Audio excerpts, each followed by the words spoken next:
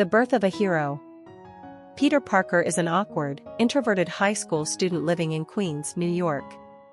Orphaned at a young age, Peter is raised by his kind-hearted Uncle Ben and Aunt May. At school, he's often overlooked, bullied by popular kids, and mostly invisible, except to his best friend Harry Osborn and the girl next door he secretly loves, Mary Jane Watson.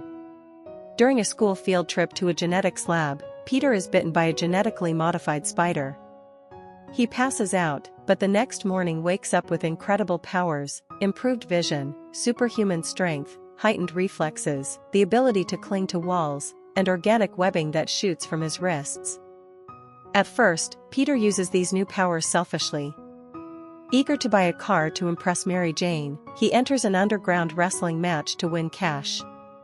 When the organizer cheats him out of his prize money, Peter coldly allows a thief to escape as revenge. But that same thief later murders Uncle Ben during a carjacking. Peter tracks him down and, in a moment of painful clarity, realizes it was the same man he had let go.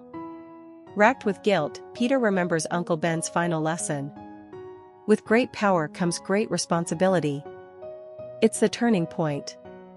From that moment, Peter dedicates his life to fighting crime under a new identity, Spider-Man. The rise of Green Goblin. Meanwhile, Harry's father, billionaire scientist Norman Osborn, is under pressure from military investors to deliver a successful human enhancement formula. Desperate, he tests the serum on himself. It works, but with horrifying side effects. Norman develops a split personality and becomes the sadistic Green Goblin. Armed with a glider and an arsenal of deadly gadgets, Green Goblin begins targeting those who threaten Oscorp, including military generals and corporate board members. He leaves a trail of destruction, all while Spider-Man becomes a mysterious vigilante presence in the city. As Peter graduates and starts college, he tries to juggle school, his secret identity, and his feelings for Mary Jane, who begins dating Harry.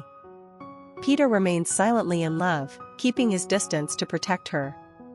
Green Goblin, however, sees Spider-Man as a threat to his dominance. In a chilling scene, he offers Spider-Man a chance to join him, to rule the city together. But Peter refuses. Personal battles and painful choices. Determined to break his enemy, Green Goblin discovers Peter's secret identity. On Thanksgiving night, Norman realizes Peter is Spider-Man and hatches a cruel plan. He attacks Aunt May, terrifying her into hospitalization. But his real target is Mary Jane.